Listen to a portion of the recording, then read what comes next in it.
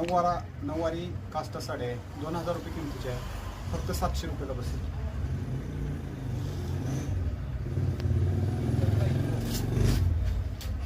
त्याच्यानंतर आहे श्रावण सोमवारसाठी पांढरी साडी आहे, फक्त 200 रुपयाला. मऊसूत साडी आहे विथ ब्लाउज पीस साडी आहे. लांबीला उंचीला वगैरे चांगली क्वालिटी आहे.